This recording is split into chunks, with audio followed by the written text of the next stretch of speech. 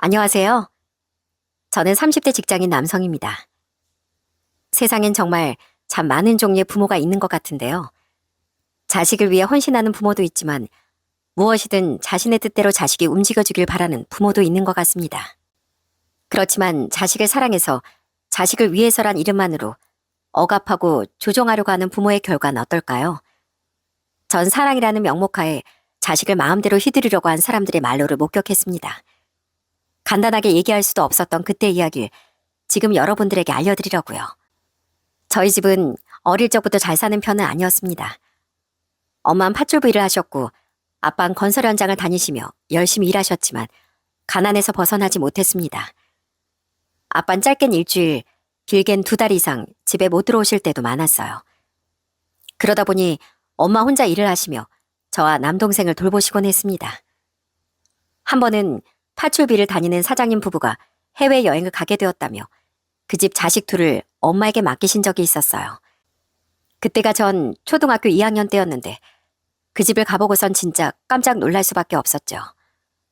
정말 TV에서나 볼 법한 으리으리한 대궐 같은 집이었거든요.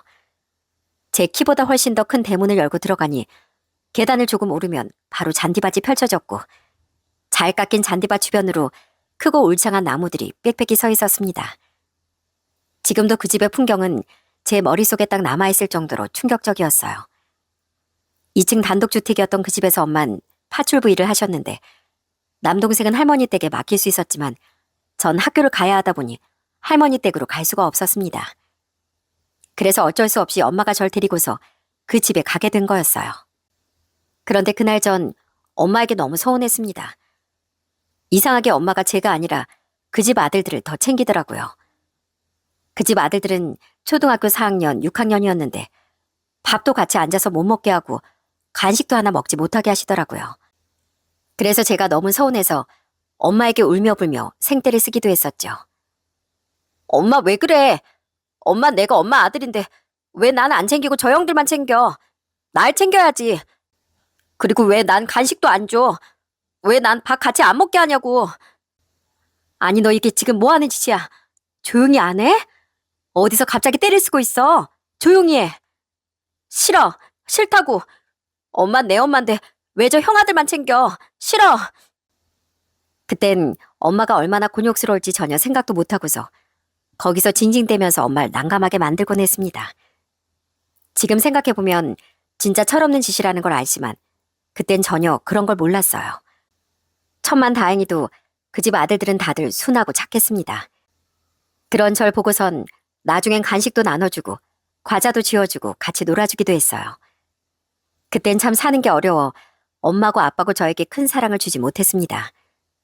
먹고 살기 빡빡하니 자식에게 사랑을 줄 시간마저도 없었던 거였어요. 그렇게 저와 남동생은 외로운 집안에서 자랐습니다.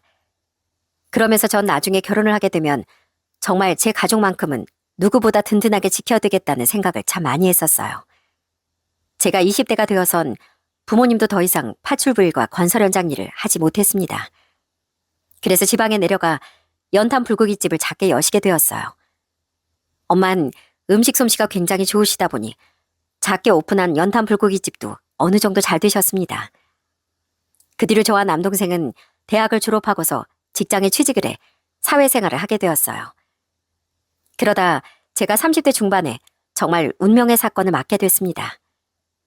그때가 친한 친구가 결혼한다며 청첩장을 받으려고 만나게 된 날이었어요.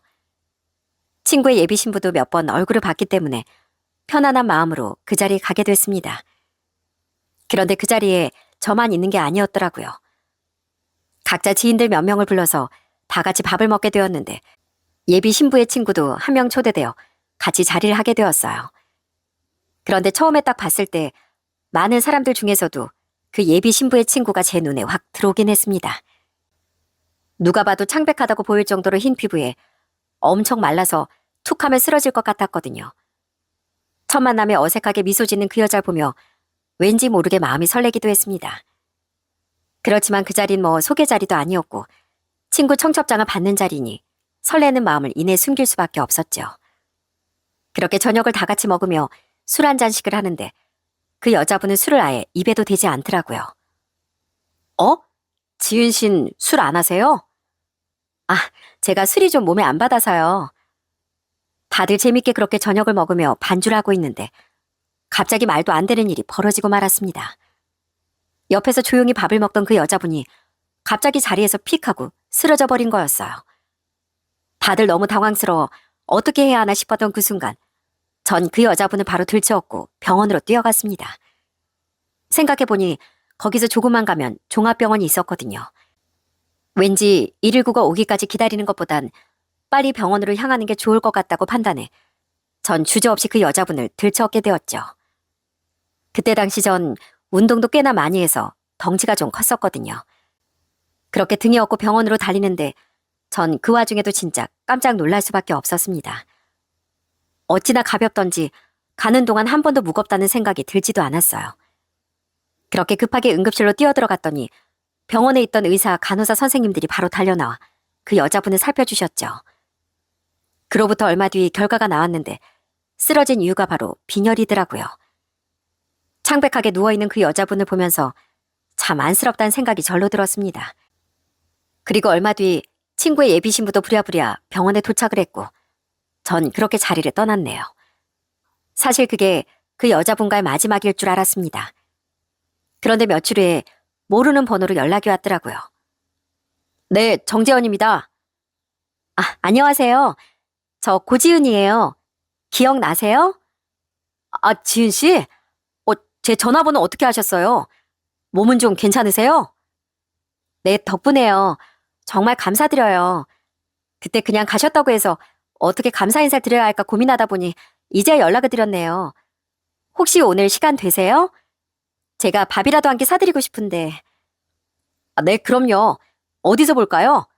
아니다, 저 이제 일 끝났으니까 제가 그쪽으로 갈게요. 그렇게 그 여자와의 인연은 다시 시작이 되었습니다. 같이 저녁을 먹으며 이런저런 얘기를 나누다 보니 참 이 여자가 너무 괜찮더라고요. 첫 만남부터 전 호감을 갖고 있었는데 얘기를 나누면 나눌수록 저와 잘 맞는 부분이 많다 보니 이런 게 바로 운명이구나 하는 생각이 들었습니다. 그 생각은 저만 느낀 게 아니었나 봐요. 이 여자분도 저와 똑같이 느끼고 있었더라고요. 그 뒤로도 저희는 자주 만나며 밥도 먹고 커피도 마시며 시간을 보냈고 그러다 자연스럽게 연인 관계로 발전하게 되었어요. 연애를 하면서 여자친구와는 단 한 번도 투닥거려 본 적도 없었습니다. 사실 저도 30대 중반 나이다 보니 전에도 연애를 몇 번 해보긴 했는데 아무리 잘 맞는다고 해도 소소한 다툼 정도는 있었거든요. 그런데 이 여자친구와는 싸움이 시작조차 되지 않았습니다. 워낙 서로가 잘 맞기도 했지만 안 맞는 부분을 제가 고집부리며 억지로 맞춰가고 싶은 생각도 안 들 정도로 전 순식간에 여자친구에게 마음을 홀라당 뺏겼던 것 같아요. 여자친구는 직업이 회계사였고 회계법인 대표였던 아버지 밑에서 근무를 하고 있었던 상황이었죠. 그러면서 종종 여자친구 아버지 얘기를 했을 때가 있었는데 그때마다 느꼈던 건 아버지가 굉장히 엄하시구나였습니다. 데이트를 할 때도 부모님 전화가 그렇게 많이 오는 사람은 처음 봤던 것 같아요. 여자친구도 나이가 30대였는데도 정말 자주 연락이 오시더라고요. 그것 때문에 여자친구가 좀 힘들어할 때도 있었지만요. 오빠, 미안해. 많이 기다렸지? 아, 아빠가 전화 한 번 하면 금방 끊지를 않으셔. 내가 빨리 끊으려고 했는데 미안해. 아니야, 괜찮아. 아버님, 어머니께서 지은이 네 걱정이 많으신가 보다. 우리도 얼른 저녁 먹고 일어나자. 내가 집에 데려다 줄게.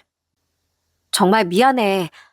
엄마랑 아빤 내가 어릴 적부터 몸도 약하고 그러니까 더 신경을 많이 쓰셔. 그리고 자식도 나 하나다 보니까 나한테 너무 집착하시는 것 같고. 아, 나도 빨리 그냥 독립하고 싶다. 아무리 얘기를 해도 우리 집에서 나이 들은 척도 안 하셔. 오빠, 우리 그냥 결혼할까? 내가 결혼을 해야 우리 부모님이 포기하실 것 같아. 그럴까 그럼? 나야 뭐 좋지.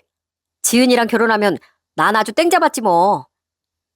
그렇게 농담 삼아 결혼으로 도피하고 싶다는 여자친구의 말을 들을 때면 저도 그냥 그땐 농담이라고 생각했습니다. 사실 여자친구와 연애를 하면서 긴 여행이라곤 정말 꿈도 꾸지 못했어요. 여자친구 늘 자정이 되기 전엔 집에 들어가야 했고 외박은 절대 금지시 되어 있었거든요.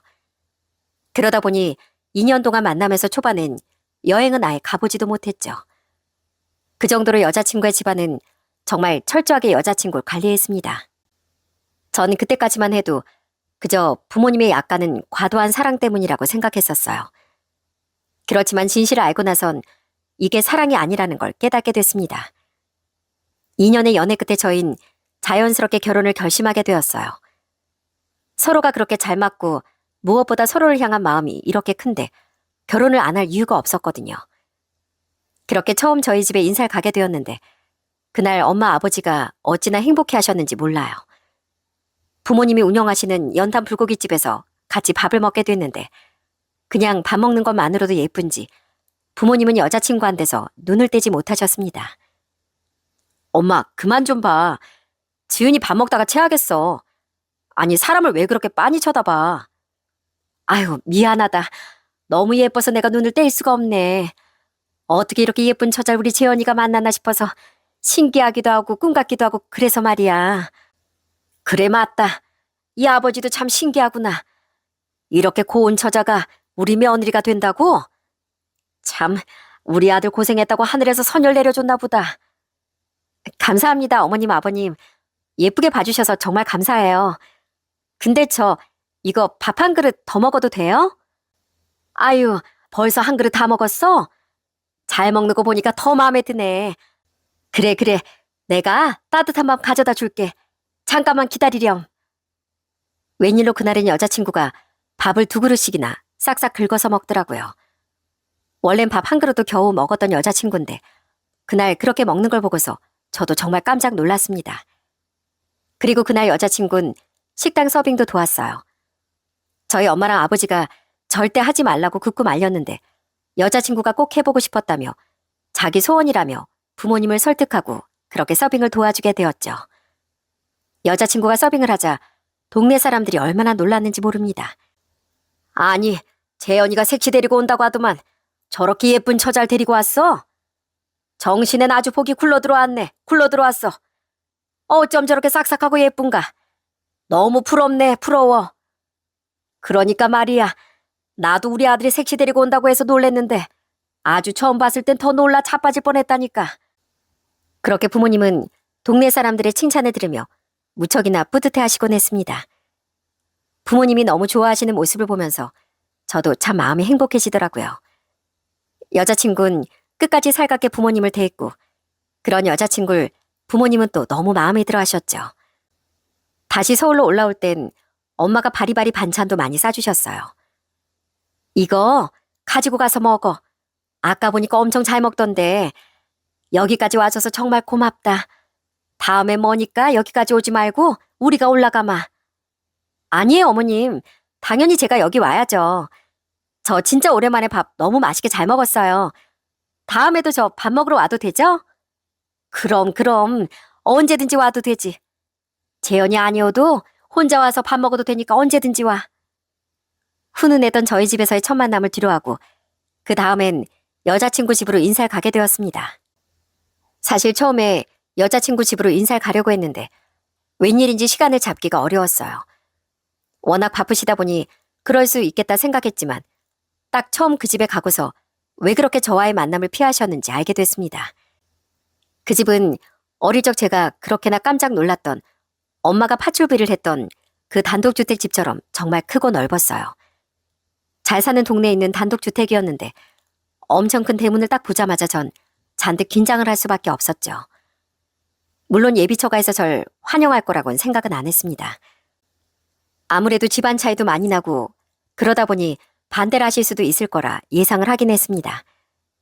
그런데 그 반대의 정도가 정말 너무 심각했어요. 열린 대문 안으로 들어가니 계단이 눈앞에 쫙 펼쳐졌고 계단을 올라가니까 마당이 보이더라고요.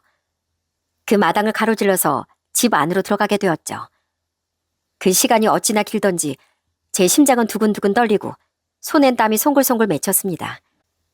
그렇게 긴장을 한 채로 딱 들어가 거실로 향하니까 소파엔 예비 장인이 앉아 계시더라고요.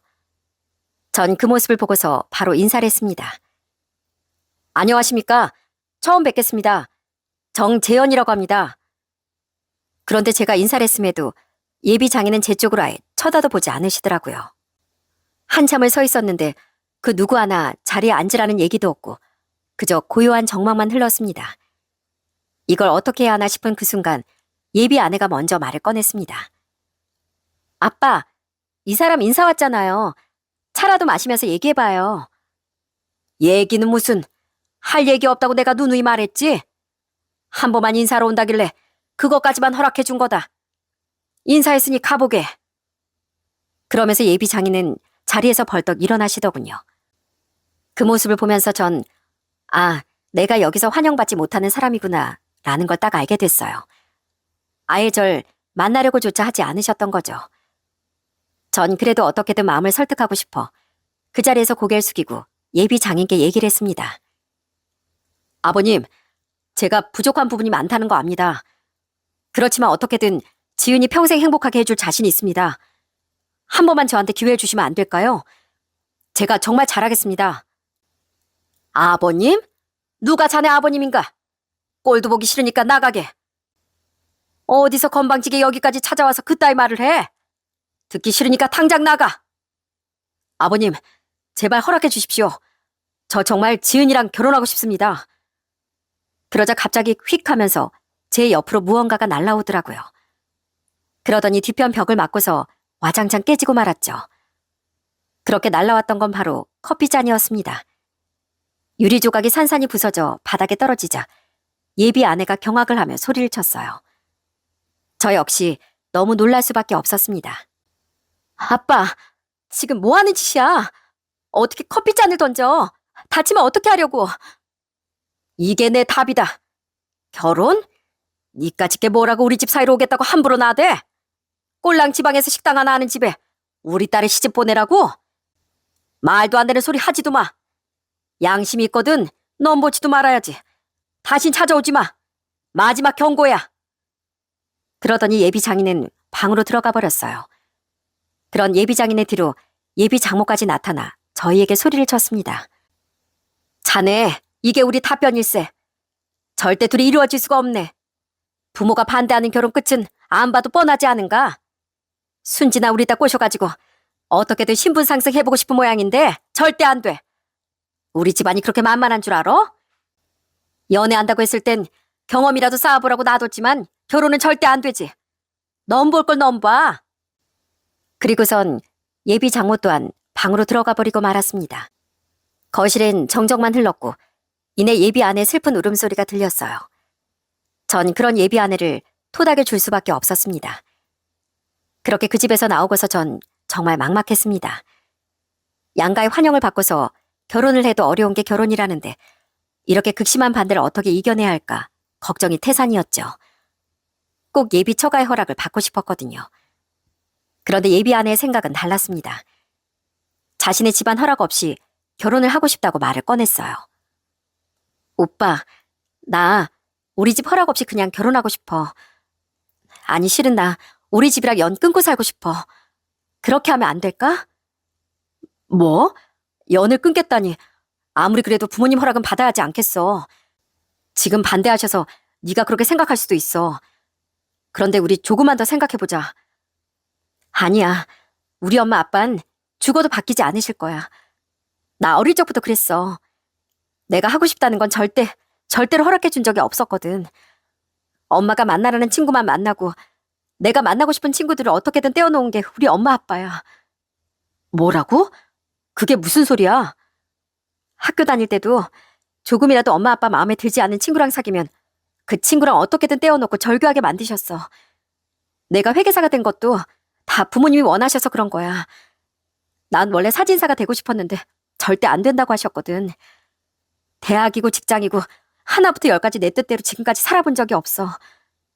근데 결혼만큼은 꼭 내 뜻대로 하고 싶어, 오빠. 그렇게 하면 안 될까? 그렇게 울며 애원하는 예비 아내를 보면서 전 참 생각이 많아졌습니다. 처음엔 그저 조금은 강압적인 부모님 때문에 여자친구가 답답함을 느껴 그랬을 거라고 생각했는데 생각보다 더 상황이 심각하더라고요. 인생 자체를 본인 스스로 살아온 게 아니라 부모님이 생각한 대로 계획한 대로 인형처럼 살아온 예비 아내를 보면서 너무나도 안쓰럽다는 생각이 많이 들었습니다. 그 뒤로도 전 혼자서라도 어떻게든 예비 처가의 허락을 받아보고 싶었지만 그 후로 아예 집 문도 열어주지 않았어요. 그러던 중 제가 냉정하게 결심을 하게 된 일이 벌어지고 말았습니다. 하루는 사장님이 절 부르시더라고요. 정 과장. 그 고 사장님 정 과장 아는 사이인가? 그 회계 대표하시는 고 사장님 말이야. 아까 전에 전화 와선 여기 정 과장이 다니냐고 물어보시던데 어떤 사이야? 네? 고 사장님이요? 여기 전화가 오셨다고요? 그래. 나한테 정 과장 일 잘하냐고 물어보던데 여기 고 사장님 모르는 회사가 어디 있어. 거기 쓰는 회사가 얼마나 많은데. 정 과장 연줄 있으면 좀 잘 봐달라고 얘기 좀 해줘. 전 그 말을 듣고 정말 경악을 금치 못했습니다. 저와 예비 아내가 헤어질 기미가 보이지 않으니 슬슬 제 주변을 압박하기 시작한 거였어요. 어떻게 이런 짓까지 벌일 수가 있는지 그동안 예비 아내가 얘기를 했던 것도 사실 놀라웠는데 직접 겪어보니 진짜 말이 나오지 않더라고요. 그리고 그날 예비 장인은 저에게 전화가 오셨습니다. 자네 아직도 우리 딸이랑 결혼할 생각인가? 그건 꿈도 꾸지 말게. 자네 직장 내 전화 한 통이면 당장 자네 내일부터 못 나가게 할 수도 있어. 아니, 그 회사 자체를 문 닫게 할 수도 있다고. 어떻게 그렇게 해줄까? 아버님, 이건 아닙니다. 저한테 그러시는 거 몰라도 다른 사람들한테 피해를 주는 건 아니죠. 그건 자네 손에 달렸지. 내가 다른 사람한테 피해를 줄지 말지. 그건 자네가 선택하는 일이야. 잘 생각해보게나. 이번이 진짜 마지막 기회니까. 그러더니 예비 장인이 전화를 끊어버리는데 정말 온몸에 소름이 돋기 시작했습니다. 진짜 참 대단한 사람이더군요. 지금까지 이런 식으로 예비 아내 주변을 정리했다고 생각하니 정말 어처구니가 없고 화가 났습니다. 저는 그래도 예비 처가에서 허락을 해줄 때까지 기다리는 게 맞다고 생각했었는데 이날 이후로 도저히 안 되겠다는 생각이 들더라고요. 결국 전 예비 처가의 허락 없이 결혼을 하기로 결심했죠. 처음엔 저희 부모님도 참 많이 반대를 하셨어요. 이런 식으로 결혼하는 건 아닌 것 같다며 저와 예비 아내를 계속해서 설득하셨지만 예비 아내는 그런 저희 부모님을 찾아가 본인이 어떻게 잘하고 생활했는지 다 얘기를 했습니다. 모든 사실을 아시고선 저희 부모님도 예비 아내를 안아주시고 눈물도 같이 흘려주셨어요. 얼마나 힘들고 외로웠을까 정말 많이 마음 아파하셨죠. 아마 여러분들도 예비 아내의 삶을 다 들어보셨다면 저희와 똑같은 선택을 하셨을 겁니다. 여기에 하나하나 다 얘기를 할 수는 없지만 진짜 드라마에서나 볼 법한 그런 충격적인 삶을 살아왔더라고요. 그런 예비 아내를 그 집안에서 얼른 데리고 와야 되겠다는 생각이 들었습니다. 그렇게 저희는 집안 식구들만 모여 소소하게 결혼식을 올리기로 하고 모든 준비를 하게 되었어요. 그리고 다 준비가 끝난 후 예비 아내는 야반 도주를 하는 것처럼 몰래 그 집을 나와 핸드폰 번호까지 싹 다 바꿔버렸습니다. 그런데 그 사실을 어떻게 알았는지 예비 장모가 결혼식 하루 전날 절 찾아왔더라고요. 직장까지 싹 다 정리하고 저흰 고향으로 내려갈 준비를 하고 있었는데 임시로 거주하던 오피스텔까지 어떻게 알고선 찾아오셨더군요. 어머님, 자네 이렇게 숨으면 우리가 못 찾을 줄 알았어? 끝까지 꼭 우리가 이렇게 하게 만들 거야?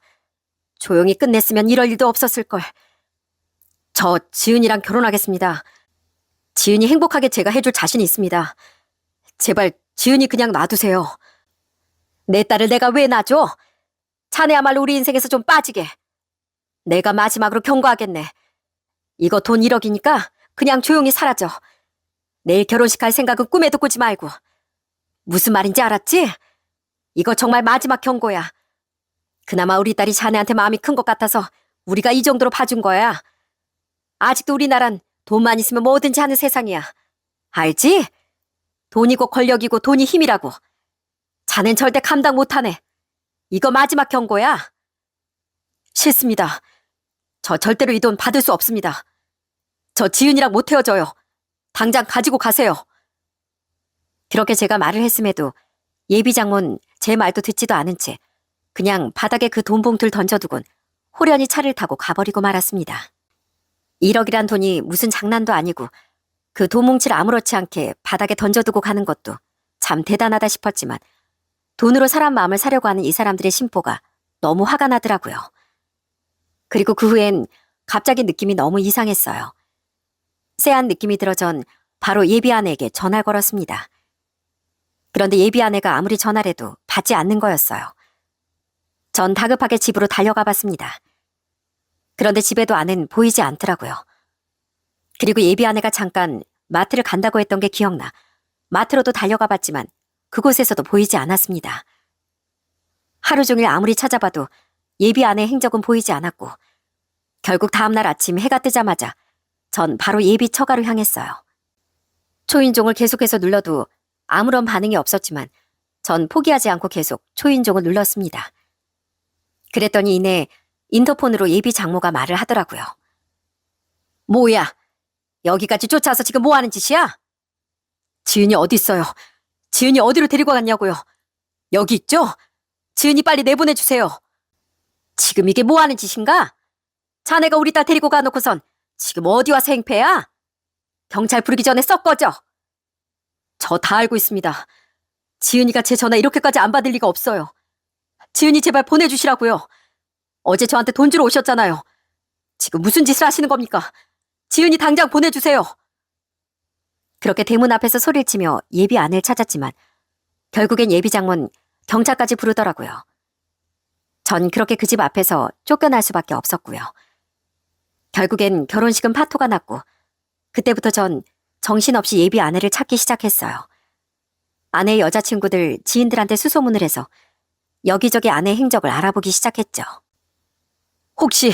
혹시 지은이 연락 온 거 없으세요? 아니요. 저도 갑자기 연락이 안 돼요. 결혼식 한다고 하길래 축하해 주려고 했는데 지금 친구들 다 전부 연락이 안 됐는데 지은이 무슨 일 있는 거 아니에요? 혹시라도 지은이 관련된 소식 알게 되면 꼭 좀 연락 부탁드립니다. 정말 전 정신없이 오로지 아내를 찾기 위해 온 사방을 뛰어다녔습니다. 아내가 갈 만한 곳이라면 어디든지 다 가봤던 것 같아요. 그렇지만 아무리 찾아봐도 아내의 흔적은 보이지 않았습니다. 아직 혼인신고도 하지 않은 상황이라 실종신고도 할 수 없는 노릇이었고 그저 답답한 마음에 정말 미쳐버리기 일보 직전이었어요. 그렇게 3일이 지난 어느 날 갑자기 누군가에게서 메시지 한 통이 왔습니다. 전 그 메시지를 보고서 정말 경악을 금치 못했어요. 고지은 씨가 어디 있는지 압니다. 빨리 와서 데리고 가세요. 그리고 같이 도착한 주소를 보고서 전 너무나도 놀랐습니다. 그곳은 서울에서 멀리 떨어진 외곽 지역에 있는 아주 조용한 산골이었거든요. 주변에 인가도 없는 그곳의 주소가 저에게 온 거였습니다.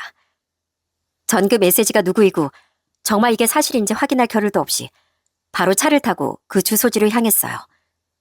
그런데 그곳으로 가면서 한 가지 의아했던 점이 있습니다. 그 주소지에 있는 건물은 다름 아닌 알코올 중독 치료 정신병원이었거든요. 아는 술을 전혀 하지 못했는데 도대체 왜 여기에 가 있는 건지 이해가 되지 않았어요. 분명 무언가가 있을 것 같다는 생각이 강하게 들었죠. 그래서 전 도착할 때쯤 경찰에 바로 신고를 했습니다. 처음에 저 혼자 그 병원에 도착했을 땐 그 병원 관계자들이 절 엄청나게 맞기 시작하더라고요. 도대체 왜 환자를 못 본다는 겁니까? 환자 상태만 확인하겠다고요. 여기 진짜 있는지 그것만 좀 확인하겠다는데 그게 왜 안 된다는 거냐고요? 병원 규칙상 강제 입원한 환자는 면회 자체가 불가능하다고요. 그리고 가족도 아니시라면서 지금 이렇게 고집 부리시면 어떻게 합니까? 가족 맞아요. 결혼할 사이고요. 가족 맞다고요. 결혼할 사이는 아직 가족 아니잖아요. 저희는 절차대로 하는 거니까 그만하시고 나가주세요. 이러시면 입원하신 다른 환자분들도 불안해하세요. 결국 그 병원에선 절대 만나게 해줄 수 없다며 완강하게 나왔습니다. 그리고 얼마 뒤 신고를 받고 경찰이 도착을 했어요. 전 경찰에게 그동안의 상황을 설명했고 아내와의 메시지를 보여주면서 갑작스럽게 실종이 되었다는 사실을 말해줬습니다. 경찰이 도착을 하자 그제서야 병원 상황은 바뀌기 시작했어요. 이분 말론 아내분께서 갑자기 실종되셨고 여기 계시다는 문자를 받고서 오신 것 같은데 입원 여부는 확인해 볼 수 있지 않나요? 고지은 씨가 여기 입원해 있는지 먼저 확인해 주시죠. 아, 그게 개인정보라서요? 그래도 강제로 입원을 한 게 정말 사실인지 사유나 이런 건 저희 쪽에서도 확인을 해봐야 하는 거니까 일단은 입원 여부부터 알려주시죠. 결국엔 경찰의 말에 병원 관계자는 아내의 입원 여부를 확인해줬습니다. 그런데 정말로 아내는 그 알코올 중독 치료 정신병원에 입원을 했더라고요. 전 그 사실을 보고서 바로 화를 냈습니다. 아니, 술 한 잔도 못 마시는 사람 이게 말이 되나요? 이거 보세요. 저희 아내랑 나눈 대화 내용에서도 술 못 마신다는 얘기가 여러 번 나오지 않습니까? 이거 뭐가 잘못된 겁니다. 이거 진짜 잘못됐다고요. 무슨 소리 하시는 거예요? 고지훈 씨 부모님께서 오셔서 절차 다 밟으시고 정식으로 입원하신 거예요. 하루에도 술 5병씩 드셨고 정신분열증이랑 공황까지 오셔서 입원이 필요한 상황이셨다고요. 뭐라고요? 술 5병이라뇨? 실종되기 바로 몇 시간 전까지도 저랑 같이 있었습니다. 여기 보세요. 마트 다녀오겠다고 한 거 보시라고요. 안 되겠습니다. 저희 아내 만나게 해주세요. 만나보면 알게 될 겁니다. 딱 보면 알 수 있어요. 그때부턴 경찰 쪽에서도 뭔가 이상하다고 느꼈던 것 같습니다. 저와 아내가 나눈 메시지 대화만 보더라도 알코올 중독이라고는 볼 수 없었거든요. 그러자 경찰 쪽에서도 면회를 해야 되겠다고 요청을 했고 결국 병원 측에선 그제서야 아내를 만나게 해주더라고요. 그래도 법은 좀 무서웠나 보더군요. 그렇게 한참을 기다리다 저 멀리서 누군가 절 부르는 소리가 들려왔습니다. 오빠! 오빠! 복도 끝에서 허겁지겁 달려오는 사람은 바로 제 아내였어요. 아내는 신발도 제대로 신지 못한 채 절 향해 울면서 다급하게 뛰어오고 있더라고요. 안 그래도 말랐던 아내가 정말 뼈밖에 남지 않은 사람처럼 너무 야위어 있었어요. 그 모습을 보자마자 전 왈칵 눈물이 나왔습니다. 지은아, 괜찮아. 오빠 왔어. 오빠 여기 왔어. 오빠, 나 너무 무서웠어. 나 나갈래. 나 나가고 싶어. 그래, 괜찮아. 이제 내가 왔으니까 다 괜찮아. 괜찮아. 다른 말은 하지도 못하고 무섭다며 울며불며 얘기하는 아내를 보면서 전 그런 아내를 꼭 안아주고 토닥이며 괜찮다고 얘기해줄 수밖에 없었어요. 어찌나 두려움에 떨었는지 아내는 절 꼭 안더니 팔을 부들부들 떨며 아는 손을 놓지 않더라고요. 그새 살이 다 말라서 힘도 없을 텐데도 마지막으로 힘을 쥐어짜는 것처럼 절 강하게 안는 아내를 보며 정말 억장이 무너지는 듯 했습니다. 그리고 너무 화가 치밀어 올랐어요. 어떻게 멀쩡한 사람을 이 공간에 가둬놓을 수 있는지, 사람이라면 어떻게 자기 자식에게 이런 짓까지 벌일 수 있는지 도저히 이해가 되지 않았거든요. 전 아내를 챙기고서 그곳을 빠져나왔고 그 병원은 경찰의 조사를 받게 되었답니다. 알고 봤더니 장인은 생각보다 더 무서운 사람이더군요. 수소문 끝에 이 병원을 알아내 원장에게 돈을 주고서 아무런 조건도 되지 않는 딸을 입원시킨 거였더라고요. 어떻게든 저와 아내의 사이만 갈라놓으면 결국엔 헤어질 거라고 생각해 그런 무자비한 행동까지 했던 거였고요. 절 찾아온 날 아내는 마지막으로 오피스텔에서 같이 밥을 해먹자며 마트에 혼자 간 상황이었고 그때를 놓치지 않고 근처에 있던 장인이 아내를 데리고 가 입원까지 시켜버린 거였죠. 천만다행하게도 그 병원에서 아내가 강제로 입원했다는 걸 알게 된 한 간호사의 도움을 받아 저에게 연락이 닿게 된 거였고 그렇게 아내는 무사히 발견이 된 거였습니다. 저흰 바로 혼인신고를 하고서 아내는 자신의 부모님과 병원장을 고소했어요. 그런데 이 장인이라는 사람이 이렇게 했다고 해서 포기를 했겠습니까? 역시나 장인은 참 대단한 사람이더라고요. 제가 고소를 한 후에 장인이라는 사람이 연락이 왔습니다. 기어이 내 딸을 찾았어? 혼인신고까지 했더구만. 내가 그런다고 무서워할 줄 알아? 나 교도소 안 가. 자네가 데리고 있는 사람 자네 아내이기 전에 내 딸이야. 과연 내 딸이 내가 교도소까지 가는 걸 원할까? 해봤자 벌금이나 내고 말겠지. 그런데 내가 그걸로 자네 가만히 둘 것 같아? 네, 어디 해보실 대로 해보세요. 저도 더는 가만히 못 있습니다. 그래도 전 장인이라고 장인 대접 지금까지 해드린 거예요.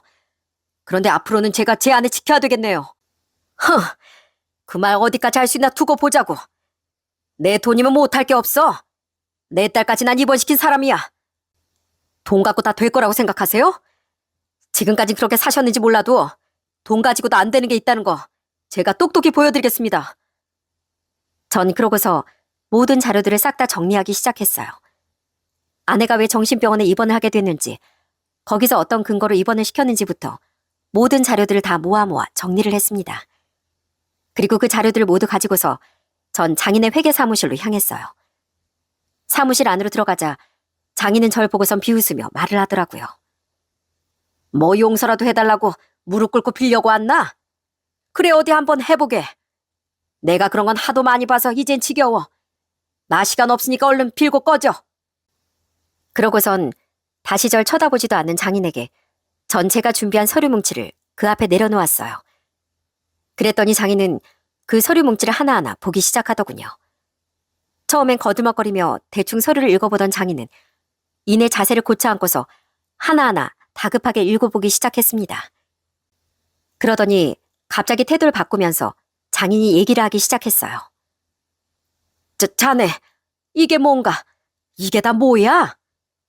보이는 그대로입니다. 이미 방송 기자님한테는 다 연락을 했고 이 자료 전담을 해드리면 끝납니다. 대한민국의 회계법인이 여기 하나뿐이겠어요? 다른 곳도 많은데 아버님 회사 하나 없어진다고 해서 우리나라 안 망합니다. 오히려 이런 이슈 더 좋아할 곳이 많죠. 돈으로 못할 거 없다고 하셨죠? 어디 한번 이것도 돈으로 한번 막아보세요. 아마 이거 방송에 나오면 당신 그 자리에 앉아있지도 못할 겁니다. 왠지 아시죠? 바로 정의는 살아있으니까요. 자네, 잠깐만 앉아보게. 잠깐만. 그제서야 장인은 다급하게 제 팔을 잡고서 소파를 향했습니다.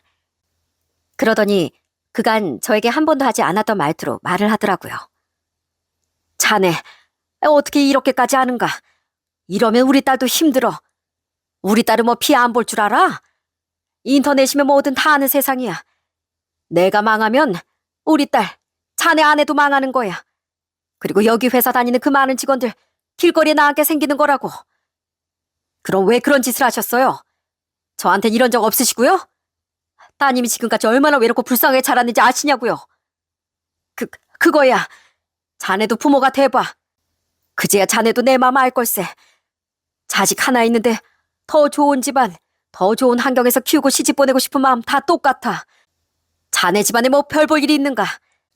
자네 부모님 연탄 불고기집 하면서 겨우 살아가고 자네 부모님 젊었을 적에도 건설 현장 다니시다가 지금은 허리도 다쳐서 일도 제대로 못하시지 않는가?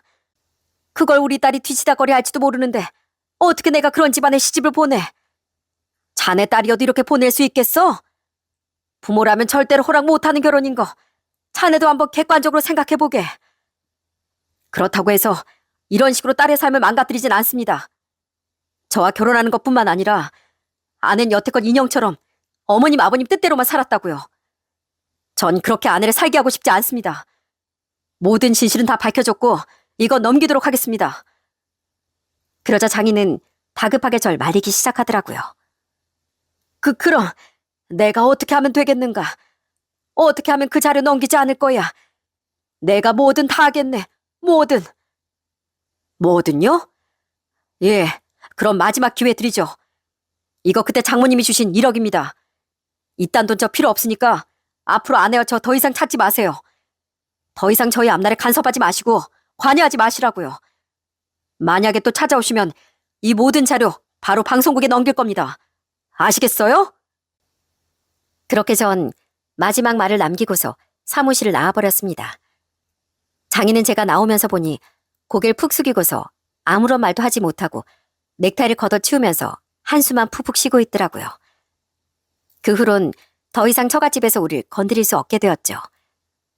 아내는 약속을 지키겠다는 자신의 부모 얘기를 듣고서 고소를 취하했고 병원장은 법적 처분을 피할 수 없게 되었어요. 그리고 저흰 서울에선 도저히 살 수 없어 고향으로 내려오게 되었답니다. 고향으로 내려온 후에 아내는 지역에서 회계사로 일을 하고 있고 저희 부모님을 모시면서 잘 살고 있습니다. 사실 전 부모님과 같이 살 마음은 없었는데 오히려 아내가 저희 부모님을 모시며 살고 싶다고 하더라고요. 부모님께선 저희 아내를 얼마나 예뻐하시는지 모릅니다.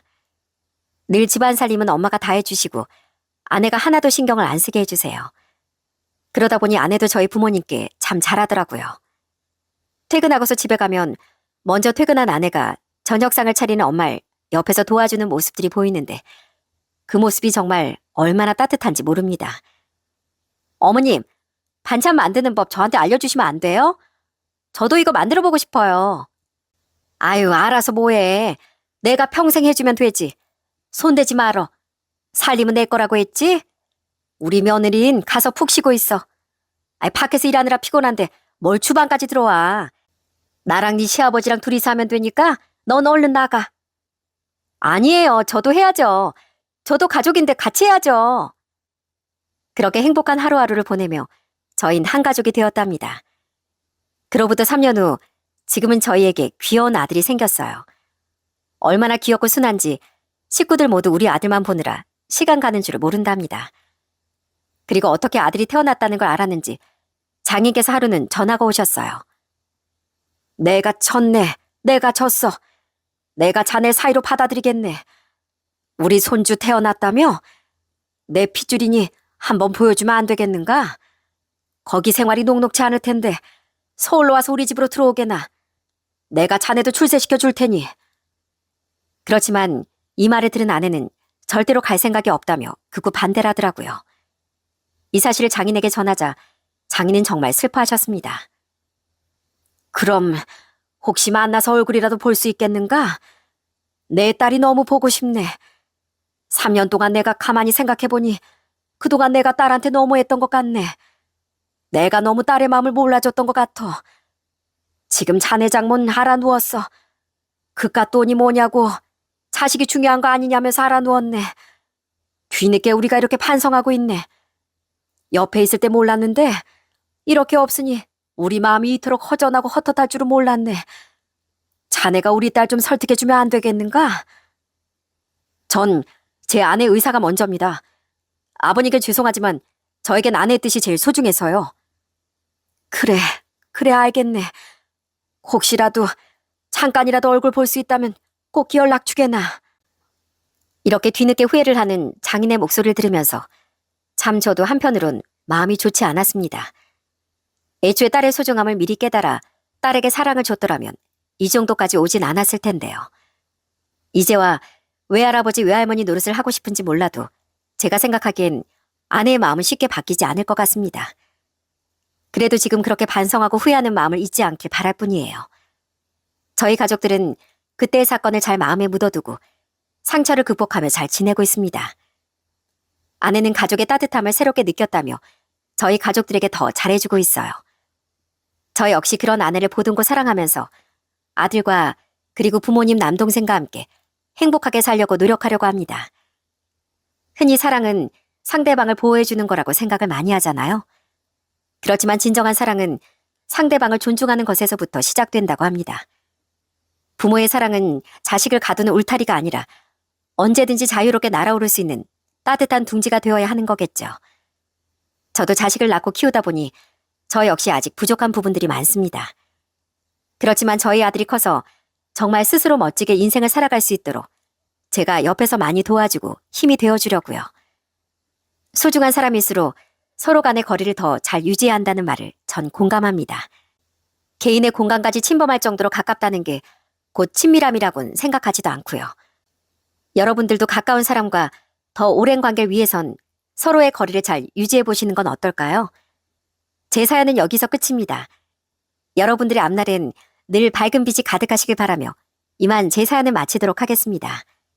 모두들 감사합니다.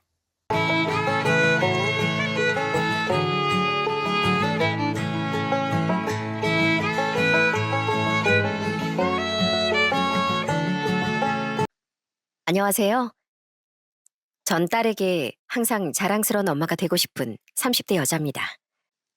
제가 3살 배기 딸아이를 키우며 느낀 게 있다면 아이는 바로 부모의 거울이라는 거죠.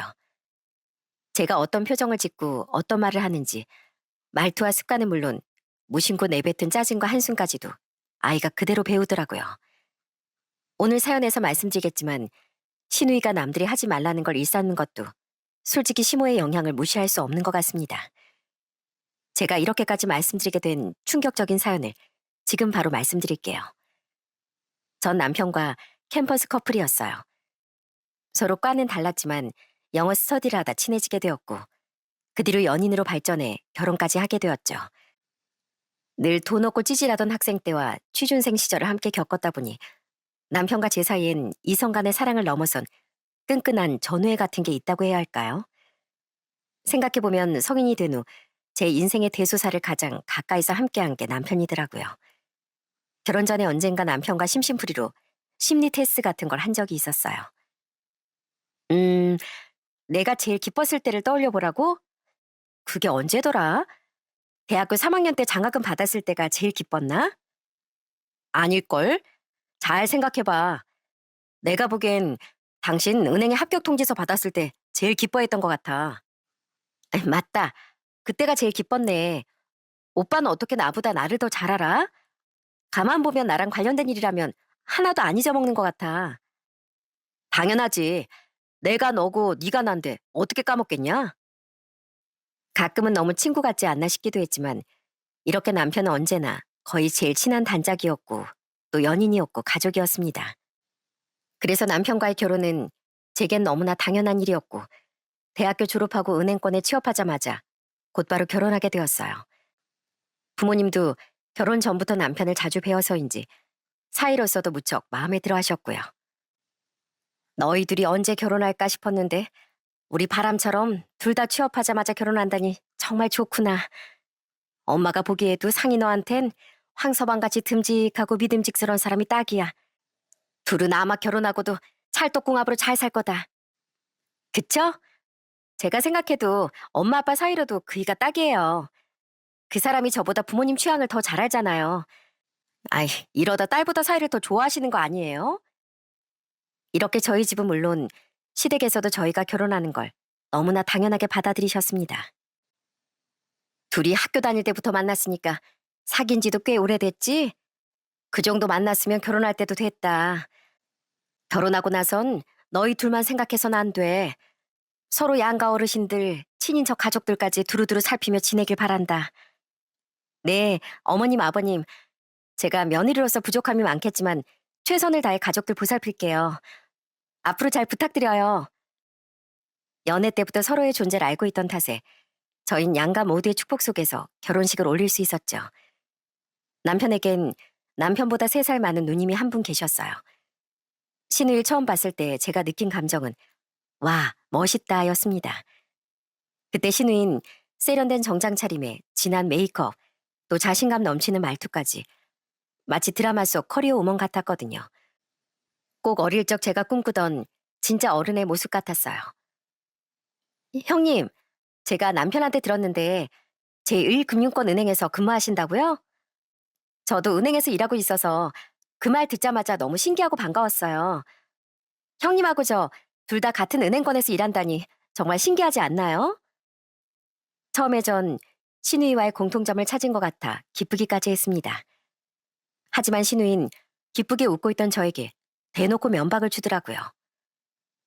옳게, 말은 똑바로 해야지. 아니, 어떻게 옳게하고 내가 같은 은행권이야. 나는 1금융권이고 옳게는 2금융권인데 완전 하늘과 땅 차이지. 같은 레벨로 묶으면 좀 곤란하다. 사실 신우이 말이 틀린 건 아니었습니다.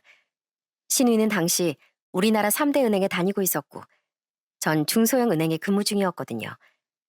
그래도 대놓고 차이를 두고 말하니 정말 무안하더군요. 하지만 이제 한 식구가 될 사이인데 그런 거로 굳이 차이를 두는 것도 굳이 싶었습니다. 그쵸. 같은 은행이라도 형님과는 조금 다르겠죠. 하지만 전혀 다른 직무에서 일하는 것도 아니고 피차 같은 은행원인데 크게 다른 게 있을까요? 다른 게 왜 없어? 올케가 다니는 구멍가게만한 은행하고 내가 다니는 제1금융권 은행이 어떻게 똑같아? 올케 그렇게 안 봤는데 놀부심보가 있네. 앞으로 말 조심해. 신우인 그러더니 크게 화를 내며 자리를 피해버리더군요. 저는 대체 제가 뭘 잘못했나 싶었지만 그래도 형님 되시는 분이고 결혼 초부터 집안의 분란을 만들고 싶지 않았어요. 그래서 형님께 정중히 사과드렸습니다. 형님, 전에 제가 한 말 때문에 기분 많이 상하셨어요? 죄송해요. 전 그런 의도로 한 말이 아니었는데 뭔가 오해를 불러일으킨 것 같네요. 이제 와서 무슨 사과를? 왜? 승조가 가서 사과하고 오래? 내가 이번 한 번만 참고 넘어가는 거야. 아무리 가족간이라도 인정할 건 인정하고 넘어가야지. 안 그래? 여기서 형님이 말하는 인정이란 형님의 은행과 제가 일하는 은행의 차이를 인정하라는 뜻이었죠. 여러분도 이제 느끼셨겠지만 저희 형님 성격이 이래요. 형님은 매사에 인정받고 싶어하고 본인 뜻대로 해야 속이 풀리는 스타일이었거든요. 아무래도 이런 성격이다 보니 가장 곤욕을 겪는 건 바로 형님의 남편, 심애부였습니다. 저희 심애부 성격이 참 유순하고 조용한 분이었는데 신우이가 그런 심애부를 휘어잡고 자기 마음대로 부려먹는 모습이 종종 보이더라고요. 이번 주에 나 청주로 결혼식 가야 하는 거 알지? 그때 좀 일찍 출발하자고. 차 막혀서 도로에 서 있는 거 딱 질색이야. 어? 그때 나도 같이 가야 하는 거야? 나 그날 부장님하고 아침 일찍 등산 가기로 했는데. 아니, 와이프가 지방으로 결혼식 가는데 당연히 데려다 줘야 하는 거 아니야? 그걸 꼭 내 입 아프게 말로 해야 돼? 그럼 새벽부터 구두 신고 정장 입고 고속버스 타고 가라는 거야? 아니야. 알겠어. 내가 데려다 줄게. 부장님껜 사정 말씀 한번 드려봐야지. 가끔 보면 심애부는 신우의 남편이 아니라 말 잘 듣는 머슴 같았어요. 이것뿐만 아니라 신우인 심애부의 휴대폰을 수시로 검사하고 마음에 안 드는 게 있으면 용돈까지 압수하더라고요. 심애부가 남편이 아니라 신우의 아들이었어도 이 정도 되면 크게 화를 냈을 겁니다. 하지만 착한 심애부는 그저 매번 알겠어 알겠어 하고 신우의 말을 다 들어주더라고요. 남편도 그런 심애부가 안타까웠는지 시간 날 때마다 자주 술도 먹고 기분도 풀어주려고 했습니다. 매영, 오늘 저랑 소주 한잔 하시죠. 매영 좋아하시는 매운탕 잘하는 집 알아놨거든요. 참 우리 누나도 너무해요. 그죠? 어떻게 매영한테만 그렇게 화풀이를 다 하는지 원. 저도 어릴 때 누나한테 맞기도 많이 맞고 엄청 싸웠다니까요. 지금은 그 성격을 알아서 피하는 거죠. 처남도 고생 꽤나 했겠네. 에휴, 그래도 어쩌겠나. 내가 하나뿐인 남편인데 아내한테 맞춰줘야지. 저 사람이 은행에서 일하면서 스트레스가 많아서 그래. 연애 때는 얼마나 천사 같았는데. 제 생각에도 그나마 심애부 같은 성격이니까 그때까지 별 문제 없이 지냈지. 다른 집이었으면 벌써 사달이 나도 몇 번은 났을 겁니다. 저희 시모는 이런 신우의 성격이 시원시원해서 좋다며 오히려 두둔하는 편이었어요. 요즘은 여자들도 어디 가서 할 말은 하고 살아야 한다. 그리고 우리 딸이 영 틀린 소리 하는 것도 아니더만 걔가 어디 좀 똑똑한 애야? 우리나라에서 세 손가락 안에 든 은행에서 일하는 인재 아니냐. 그러면 걔가 하는 말이 맞겠지 뭐. 시모는 신우이가 메이저 은행에 다니는 걸 정말로 자랑스러워했습니다. 신우이나 저나 결혼하고도 한참 동안 아이가 생기지 않았는데 시모는 그 이야기를 꺼내면서도 저와 신우이 직장을 비교하더라고요. 우리 지민이 워낙 큰 은행에서 일하니까 하는 일도 바쁘고 신경 쓸 것도 많아서 아이를 천천히 갖는댄다. 그런데 세아가 넌 그 정도로 힘든 일 하는 것도 아니잖니? 그럼 우선 너 애부터 갖는 게 낫지 않겠어? 어머님, 저도 똑같이 은행 일 하는 거예요. 그리고 아가씨가 저보다 나이도 훨씬 많으시잖아요. 아이를 가질 계획이시라면 아가씨가 더 급한 거 아닐까요? 걘 일이 바빠서 그런 거라니까. 네가 그런 큰 은행에서 일해본 것도 아니면서 뭘 안다고 그래. 어떻게 시골은행이랑 대도시 은행이랑 같을 수가 있겠니? 시모는 신우의 학벌이나 직장이 마치 본인의 스펙인 것처럼 반응하더라고요. 시모와 신우인 성격도 비슷한 것 같더니 갈수록 얼굴마저 비슷해가는 것 같았죠. 엄마, 나 다니는 피부 관리샵 이번에 바꿔야겠어. 전에 다니는 샵 직원들은 무슨 얘기가 안 통한다니까? 재테크 얘기를 해도 하나도 못 알아듣고 조그만 수준 높은 얘기라면 하나같이 입을 다문다니까. 지들이 모르는 얘기니까 그렇겠지 뭐. 네가 참어. 그 사람들 수준하고 네 수준하고 같겠어? 엄마가 회원권 끊어줄 테니까 다른 샵으로 당장 바꿔. 옆에서 시모와 신우의 얘기를 듣고 있는데 어이가 없어 웃음이 나올 것 같더라고요. 그 관리샵 직원들이 신우의 얘기를 알아듣지 못해 피했겠나요? 신우이가 틀림없이 잘난 척을 해대며 갑질을 했으니까 그랬을 겁니다. 신우인 밖에서뿐 아니라 집안에서도 다른 가족들을 못 부려먹어 안달이 난 사람이었으니까요. 옳게, 나 물 좀 떠다 줘. 아까 먹은 밥이 좀 짰나 봐. 아휴, 그러게 결혼한 지 벌써 몇 년인데 아직도 음식 간을 딱딱 못 맞춰. 그렇게 짜게 먹으면 몸에 안 좋아. 제가 시댁에 있을 때마다 신우이가 하도 저를 불러대서 가끔은 못 들은 척을 하기도 했습니다. 그러면 신우인 당연하게 심애부에게 잔심부름을 시켰죠. 옳게, 어디 갔어? 집에 없어? 여보, 나 물 좀 떠다 줘. 얼른, 목말라. 옳겐 대체 어디 간 거야? 시댁에 왔으면 집에 붙어 있어야지. 하여튼 간에. 알겠어. 뭐 시원한 물로 줘? 어, 얼음 3개만 띄어서 갖다 줘. 아, 빨리. 항상 큰 은행에서 일한다고 바빠 죽겠다던 신우인. 시댁에 오기만 하면 한량처럼 뒹굴곤 했습니다. 신우이나 저나 휴무일이 비슷했는데 쉬는 날이면 시댁에만 죽치고 있더라고요. 시모가 해주는 밥만 받아먹으며 종일 시매부나 들들 볶는 게 전부인 것 같았어요.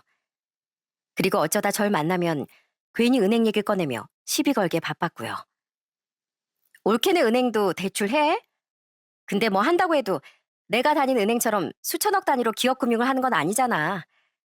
솔직히 말해서 올케은행은 그냥 동네 주민들 적금이나 전세대출 이런 거 위주 아니야? 우린 하루에도 수백 건씩 큰 계약 처리하느라 숨 쉴 틈도 없다니까. 업무 스케일이 아예 달라. 그러니까 난 본가에 왔을 때라도 푹 쉬고 가야지. 안 그래? 형님, 저희 은행도 수천억 단위 계약도 진행해요. 오히려 저희가 대형 거래도 하고 서민 금융도 챙기느라 더 정신 없을걸요? 은행원이 고생하는 거 다 비슷비슷하죠, 형님. 제가 이렇게 대답하자 신우인 열이 받았는지 누워있는 몸까지 일으켜 저에게 막 잔소리를 퍼부으려고 하더라고요. 전 신우이가 뭐라 하기도 전에 낼름 주방으로 도망쳐버렸고요. 그렇게 사사건건 신우이와 부딪히면서도 몇 년이 훌쩍 흘렀습니다. 형님은 그 사이 아이를 가져서 예쁜 딸아이를 낳았어요. 신우이는 바로 아이를 낳고 곧바로 육아휴직을 했고요. 그래도 1금융권 은행이니까 육아휴직을 이만큼이나 주는 거다. 이래서 좋은 회사 다녀야 한다는 말이 맞나 봐. 올케는 언제 아이 가져서 언제 낳고 키울래? 저희도 곧 가져야죠. 계속 준비 중인데 생각처럼 쉽지가 않네요. 물론 신우인 육아휴직 중에도 틈만 나면 아이를 시매부에게 맡기고 밖으로 돌았습니다. 뭘 하고 다니는지 아이 엄마가 미혼 아가씨들보다 더 바빠 보였어요. 그런 신우이를 보며 황당하기도 하고 내심 부러운 마음도 있었죠.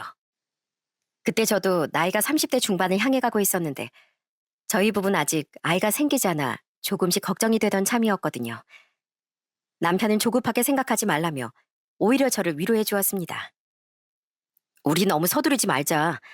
아직 우리 아기가 세상에 올 준비가 안 됐나 봐. 언젠가 엄마 아빠를 만나고 싶어지면 금방 우릴 찾아올 거야.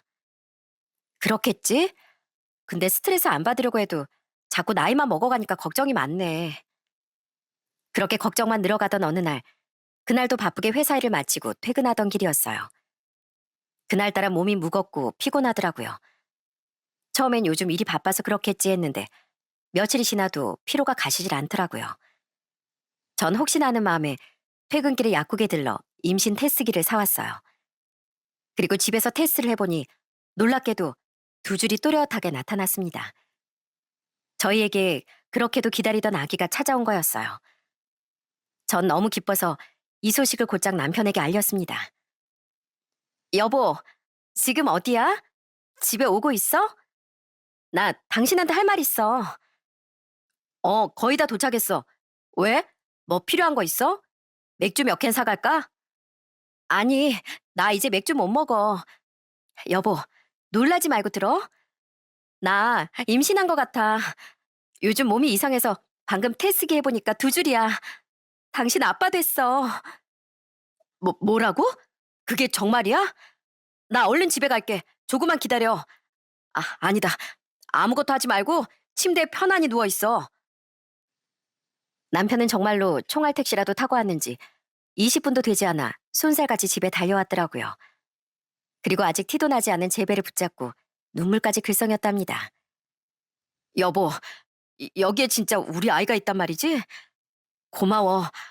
그리고 미안해. 그동안 마음고생 많았지? 앞으로 내가 잘할게. 우리 아이하고 당신 고생 안 시키게 내가 더 열심히 살게. 아가야, 아빠 목소리 들리니? 당신도 참 병원에 가서 확실하게 검사 받아봐야 돼. 뭐 벌써부터 아빠 목소리가 들리겠어? 그래도 당신이 이렇게 기뻐하니까 나도 정말 기쁘다. 우리 정말 좋은 부모가 되자고. 저희 부부는 그 다음날 바로 병원으로 향했고 홍할 만한 아기 집도 확인할 수 있었어요. 저희 부부는 물론이고 온 가족이 오랫동안 기다려온 아이 소식이라 모두가 정말 크게 기뻐했습니다.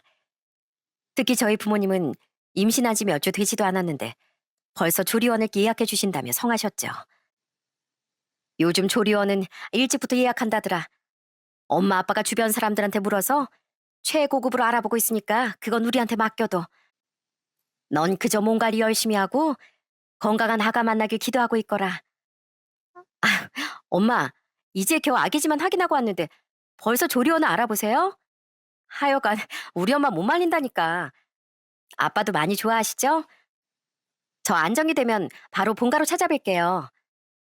평소에 저에게 인색하셨던 시댁 식구들도 제 임신 소식엔 기쁨을 감추지 않으셨습니다.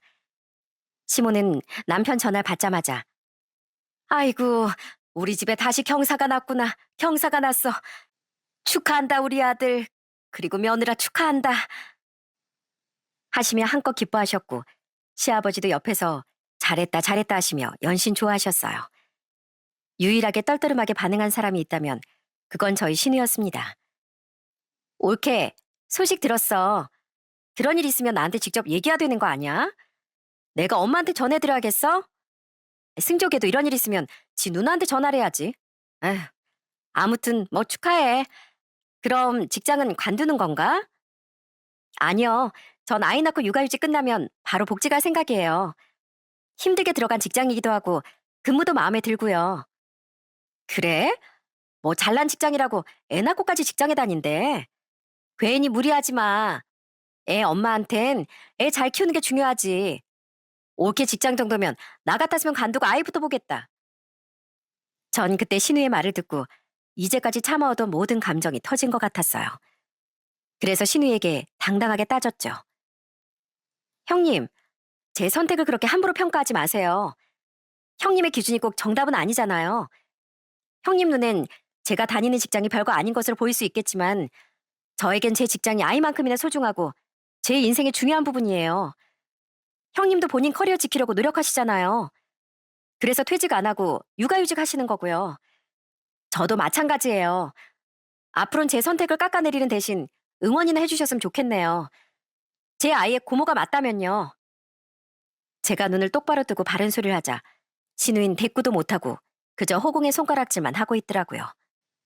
이후로도 신우이가 제 직장을 들먹이며 무시할 때마다 절대 지지 않고 한마디 한마디 전부 받아쳤어요. 그랬더니 그 다음부턴 아예절 본체 만체하더라고요. 형님 오셨어요? 조카는 심해부가 데려오시나 봐요. 아, 여기 모기가 있나? 누가 옆에서 자꾸 윙윙거려? 하지만 전 신우이가 절 투명인간 취급하니 오히려 편하더라고요. 괜히 옆에 와서 시비 거는 사람도 없었고 물심부름을 시키는 사람도 없었으니까요. 물론 그만큼 심해부가 고생을 하시긴 했습니다. 그로부터 10개월이 지나 전 건강한 딸아이를 낳았어요. 남편은 눈물까지 흘리며 우리의 첫 아이를 안았습니다. 여보, 우리 아이 얼굴 좀 봐. 당신이랑 엄청 닮았어. 너무 예쁘지? 정말 고생 많았어. 딸, 내가 네 아빠야. 남편은 회사에 장기 휴가까지 내고 조리원에서 저와 거의 함께 생활을 했어요. 저도 남편이 든든하게 제 곁을 지켜주니 뭔가 마음의 회복이 빠르더라고요. 그렇게 행복한 조리원 생활을 끝내고 집에 돌아왔는데 그로부터 며칠 뒤 정말 경악스럽게도 시모가 형님의 딸을 안고 저희 집으로 들이닥쳤더라고요. 아니, 어머님 갑자기 무슨 일이세요? 그 아기는 형님 딸 아이 아니에요? 갑자기 조카 아이까지 안고 어쩐 일이세요? 아유, 내가 오죽했으면 얘를 안고 여기까지 왔겠니? 일단 이해 좀 받아봐라. 팔 아주 빠지겠다. 시모는 제게 대뜸 아이를 안기고선 속이 탄다는 듯 냉수를 몇 잔이나 들이켰습니다. 내 말 놀라지 말고 들어. 네 누나, 네 형님 이혼 안 된다. 이 피덩이 같은 아이를 두고 기어이 갈라선댄다. 네? 그게 무슨 소리예요? 형님이 이혼하신다고요? 대체 왜요? 그러면서 시모가 털어놓은 얘긴 정말 황당한 얘기였습니다. 그건 바로 신우이가 바람을 피웠다는 거였죠. 육아휴직을 내고 집에서 쉬던 16개월 동안 그새 바람을 피운 모양이었어요.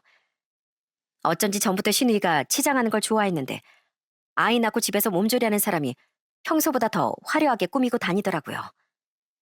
어머님, 그렇다고 이렇게 아이를 안고 오시면 어떡해요? 심애부도 형님도 멀쩡히 계시는데 설마 어머님이 아이를 책임지시려고요? 일단 딸네 집안 분위기가 너무 안 좋으니까 내가 데려왔지.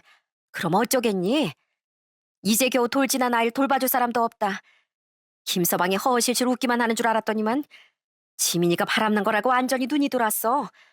그렇게 화내는 모습은 처음 본다니까. 시몬 그러면서 은근히 심애부를 비난하고 신우의 편을 들더라고요. 심애부가 은근 매정하다는 둥, 딸아이를 두고 잔인하다는 둥, 불만이 많아 보였습니다. 저도 무척 놀라긴 했지만 그때 저희 아이도 조리원에서 막 나온 상태였고 집안도 어수선해서 시몬이 일단 조카를 안고 시댁으로 돌아가셨어요. 그리고 또다시 일주일이 지났습니다. 그때 남편은 출근하고 전 아이와 함께 집에 있던 참이었어요. 그때 또다시 시모가 조카아이를 안고 저희 집 초인종을 눌렀습니다. 어머님, 또 어쩐 일이세요? 아이는 왜 또 안고 오셨어요? 아휴, 나 이제 도저히 힘들어서 애를 못 보겠다. 내가 이 나이에 애를 얻고 달래느라 허리가 휠 것 같아. 이 얼굴에 다크서클 안 보이니? 밤새 울어서 잠도 한숨 못 잤다. 형님은 뭐 하시고요? 왜 어머님이 그 고생을 하고 계세요? 걘 또 은행에 복직해야지.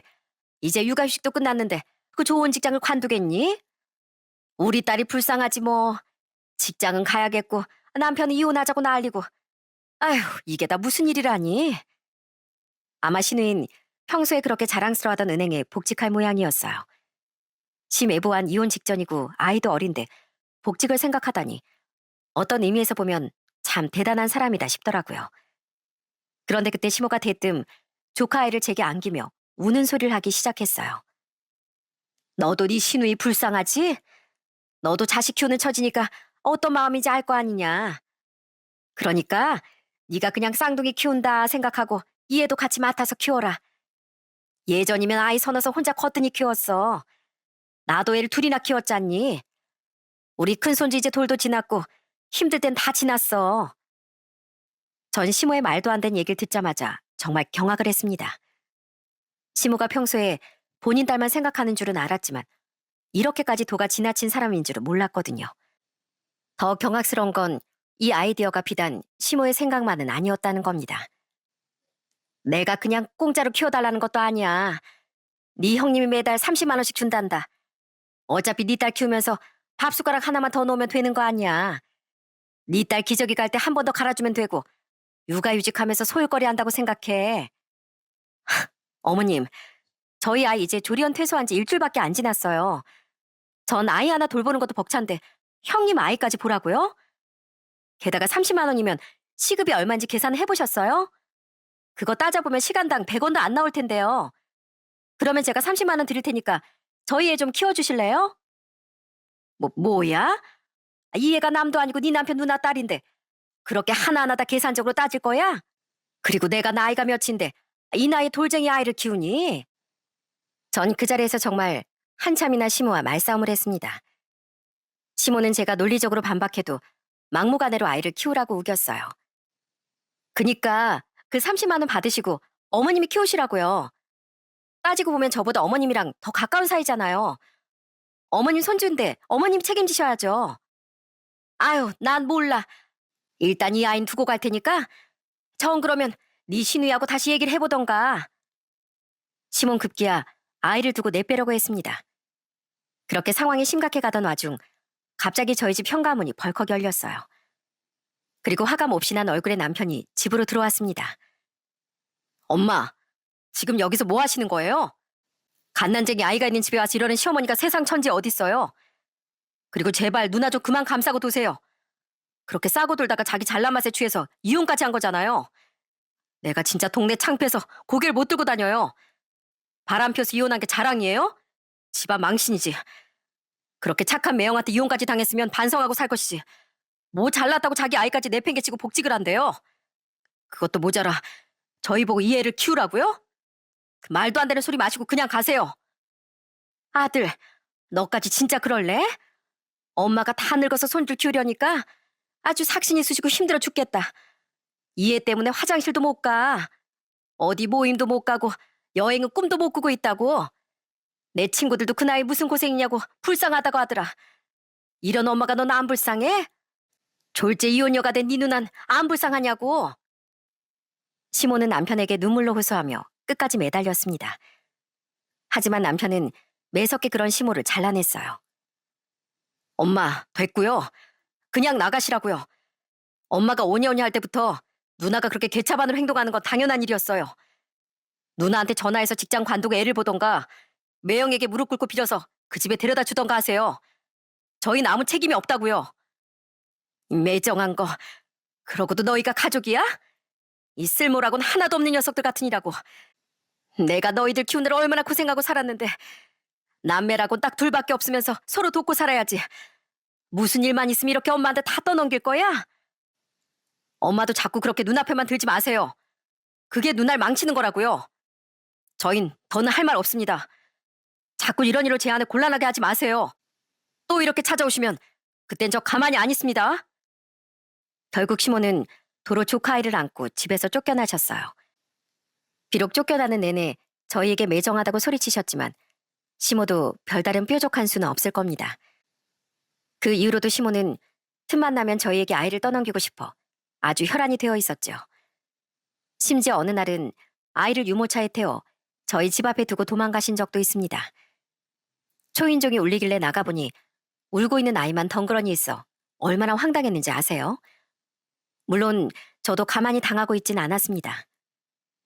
어머님, 정 그러시면 제가 저희 딸 돌보면서 같이 키워볼게요. 근데 아시다시피 제 딸하고 조카아이하고 계열수가 다르잖아요. 혹시 시간 나시면 조카아이 필요한 물건 좀 사게 같이 백화점 가실래요? 그게 정말이냐? 잘 생각했다. 역시 우리 며느리가 이해심이 넓어. 내가 지금 당장 나가마. 백화점 가서 네가 필요하다는 거 내가 다 사주마. 전 그렇게 모든 걸 이해하는 척하면서 같이 백화점으로 향했습니다.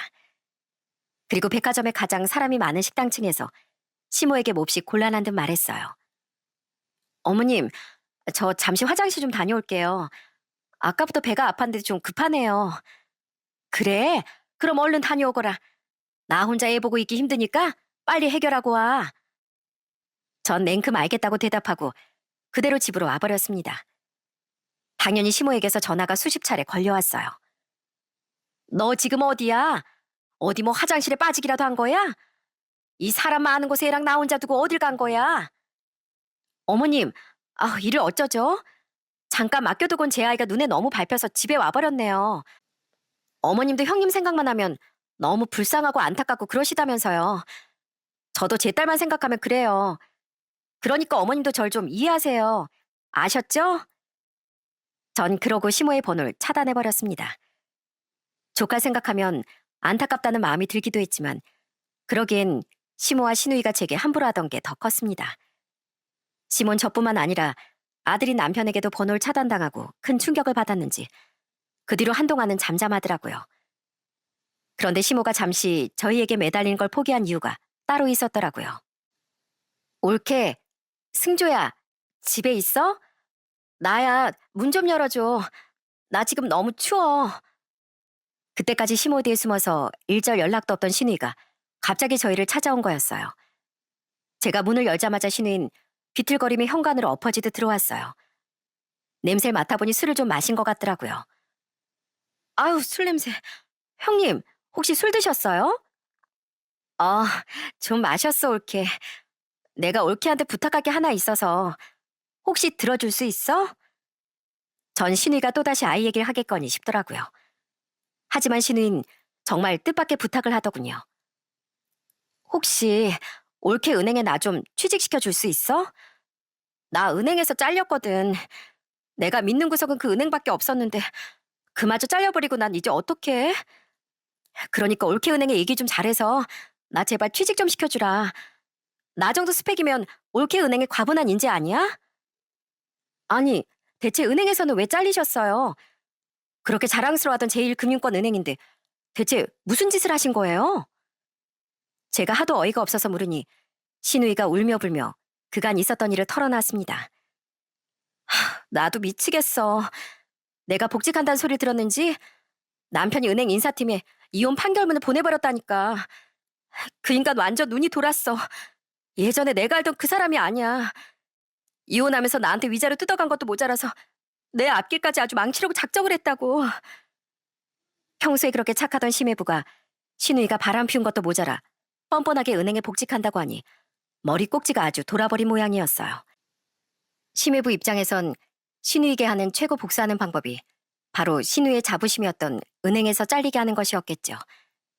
신우에 대한 배신감이 오죽 컸으면 아이까지 거절하고 그런 방법을 찾았을까 싶더라고요. 하지만 신우인 자기 잘못은 인정하지도 않고 심외부 욕만 하고 있더라고요. 어떻게 그런 잔인한 짓을 할 수가 있어? 그게 사람이야? 은행 사람들이 나만 지나가면 불륜녀라고 손가락질하고 그런 개망신도 없었어. 말로는 정직 3개월 처분이라는데 나만 보면 그렇게 수근거리는 게 내 발로 은행에서 나가라는 거잖아. 그리고 은행도 진짜 웃겨. 직원은 실력으로 평가해야지. 그깟 이혼 판결문이 뭐라고 날 품위 위반으로 자를 수가 있냐고. 착한 사람이 한번 화를 내기 시작하면 누구보다 무섭다고 하더니 심외부가 그런 경우였나 봅니다. 심외부는 양육권까지 신우에게 넘기고 시댁과의 모든 연락과 접촉을 차단했다네요. 정말 오죽했으면 그랬을까요? 오죽했으면요. 전 아직까지도 잘못을 모르는 신우에게 따끔하게 말했습니다. 형님, 정말 아직도 느끼는 게 없으세요? 심애부처럼 착하고 형님밖에 모르던 분이 그렇게까지 한 이유가 뭐겠어요? 형님이 바람 피우고 반성은 하나도 안 하시니까 그런 거잖아요. 제발 양심 있게 좀 행동하세요. 직장만 좋은 데 다니면 뭐해요? 자기 반성이 하나도 안 되는데 아무리 좋은 직장이면 뭐 하겠냐고요. 사람 구실을 먼저 해야죠. 형님 아이에게 부끄럽지 않은 엄마가 되세요. 제발요. 제가 그렇게까지 말하는데도 신우인 계속 억울하다는 소리만 하고 있더라고요. 아마 정신 차리려면 시간이 꽤 필요한 것 같더라고요. 나중에 같은 은행권 지인에게 들어보니 심외부가 신우이가 일하는 은행에 주거래 고객이었나 봐요. 아무래도 신우이 체면이 있으니 심외부 회사에 대출이 필요할 때 은행과 다리도 놔주고 대출 받을 일이 있으면 신우이 은행에 대출을 받으라고 여기저기 추천도 많이 해주었던 것 같습니다. 은행 입장에선 신우이가 품위 위반으로 은행 이름에 먹칠을 하고 주거래 고객까지 잃게 생겼으니 신우이에게 불이익을 준 것이었죠. 신우이는 인사팀에 불려가 경리스를 쓰고 모든 직원들이 보는 앞에서 질책까지 받았다고 합니다. 신우이는 그걸 전부 심외부 탓으로 돌렸지만 제가 보기엔 그건 전적으로 신우이 스스로 자초한 일이에요.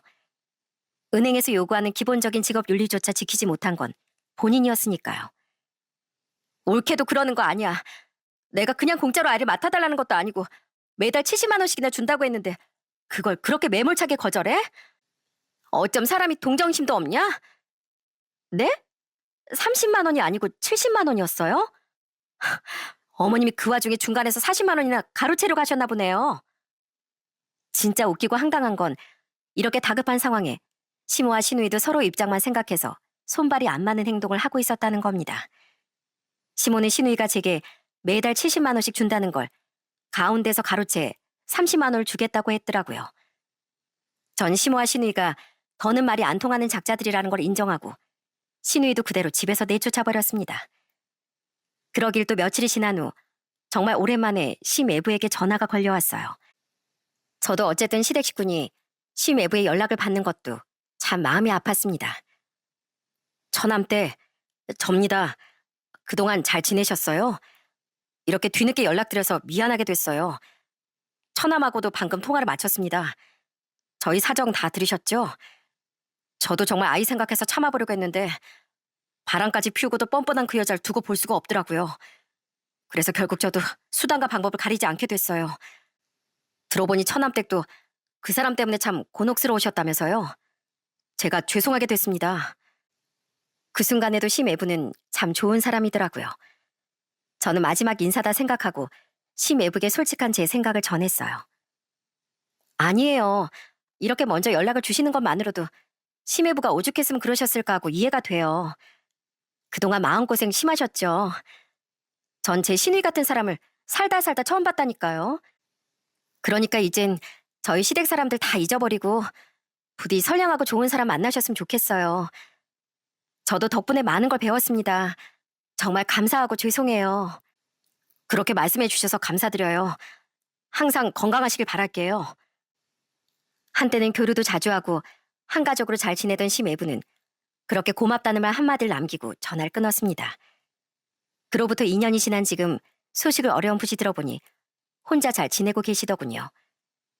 다신 결혼 같은 거 안 한다고 하시긴 하는데 그래도 신우에게 받은 상처가 잘 아물길 바랍니다. 우리 매형이 정말 좋은 사람이었는데 어쩌다가 우리 누나 같은 사람을 만났나 몰라. 나랑 같은 배에서 태어났지만 난 절대로 누나 이해 못해. 아니 하고 싶지도 않고. 남편은 2년이 지난 요즘도 시모와 신우이와는 연락하지 않고 있어요. 시아버지와는 간간히 통화를 하는 것 같고요. 전 그래도 최소한의 며느리 노릇은 해야겠다 싶어 가끔 시모에게 전화만 드리고 있답니다. 제가 시모에게 전화를 걸 때마다 옆에서 아기 우는 소리가 어찌나 크게 들리는지 몰라요. 아휴, 난 이런 애 처음 봤다. 내가 아이를 둘씩이나 길렀는데 이렇게 떼쓰고 우는 애는 정말 처음이야. 조그만 게 성질 난다고 밥숟가락까지 집어던진다니까. 조카가 엄마를 많이 닮았나 보네요. 어머님이 그러니까 잘 키워주세요. 혹시 모르죠. 형님처럼 메이저 은행에 다니게 될지 모르잖아요. 그래도 인성교육엔 좀 힘쓰셔야겠어요. 시모는 요즘 아이를 도맡아 키우느라 손에 아주 물이 마를 날이 없답니다. 신우인 어디 갔냐고요? 신우인 시댁에 아이를 맡기고 따로 살고 있거든요. 왜냐면 신우에게 새 남자친구가 생겼거든요. 3살 버릇 80까지 간다고 그 난리를 겪고도 또 새로운 남자와 동거하고 있답니다. 시모도 신우이가 연애하느라 아이를 돌보지 않는다는 걸 알고 크게 화를 낸 적이 있어요. 그때 신우의 대답이 어찌나 황당하던지 아직도 그 표정이 기억난답니다. 넌 이 나이에 손녀 키우고 있는 엄마가 불쌍하지도 않냐? 멀쩡한 엄마가 있는데 왜 할머니한테 애를 던져놓고 넌 돌볼 생각을 안 하니? 아, 그거야 엄마가 훨씬 잘 키울 테니까. 엄마가 할머니잖아. 나 같은 엄마 밑에서 자라는 것보다 차라리 할머니 손에 크는 게 훨씬 나을걸? 그러지 말고 몇 년만 딱 더 키워줘. 나도 이제 내 인생 살고 싶다고. 그럼 너도 나한테 양육비 정도는 줘야지. 어떻게 기저귀 한 번을 안 사오고 전부 늙은 부모한테 떠맡길 수가 있니? 내가 자식을 잘못 키웠다. 잘못 키웠어. 아들 놈은 엄마 싫다고 전화도 안 받고 딸이란 것은 지 자식을 나한테 던져주고 나 몰라라 하고. 아휴, 내가 누굴 탓하겠니? 한창 손주들 재롱만 보기에도 부족할 나이에 졸지에 시모는 항원 육아하느라 허리 한번 높이고 고생을 하고 계시네요. 저도 딸아이를 키우며 잠 못 자고 고생 중이긴 하지만 그래도 제 아이는 온전히 저의 책임이라는 마음으로 하루하루 살아가고 있습니다. 그런데 형님은 그 기본적인 책임조차 회피하려고 드니 전 정말 이해할 수가 없네요. 아이는 부모가 키우는 게 당연한데 본인 욕심 때문에 친정 부모에게 떠넘기고 그걸 또 당연하게 여기는 모습이 참 한심하기 짝이 없는 것 같습니다. 저희 친정 부모님도 자주 손녀를 보고 싶어 하시고 종종 돌봐주겠다는 말씀도 하세요.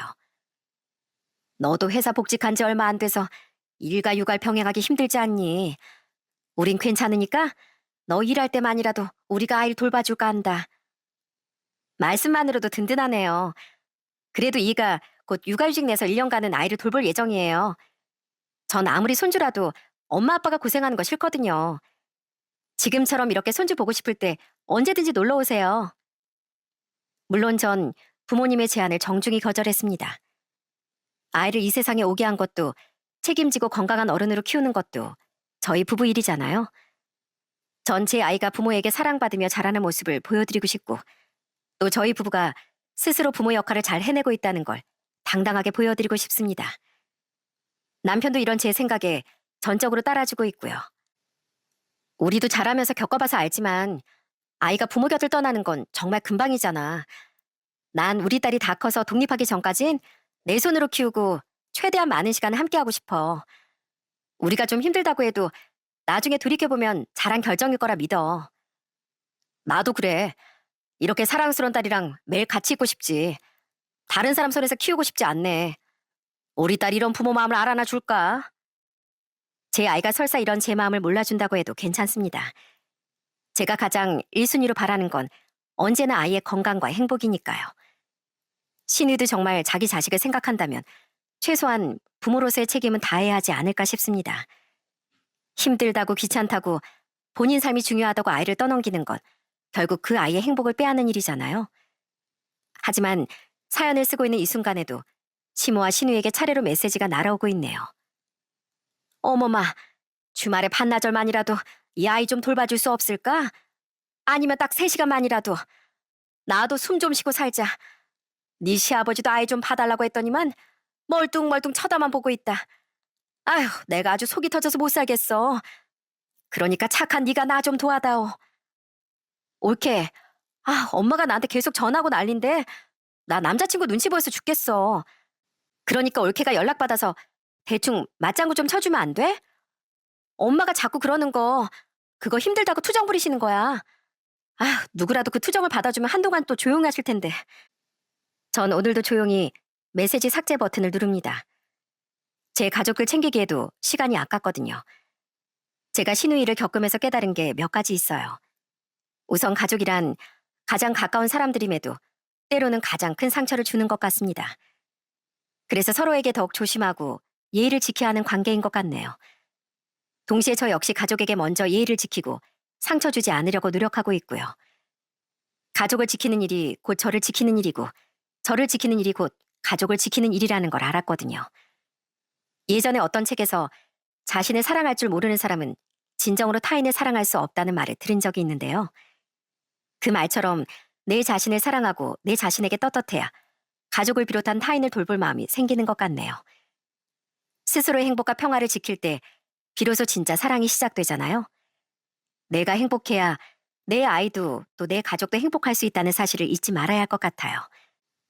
저도 이 사연을 듣고 있는 여러분도 더 많이 사랑하고 더 많이 힘을 낼 수 있는 하루를 보내길 바랍니다. 지금까지 제 이야기 들어주셔서 진심으로 감사합니다.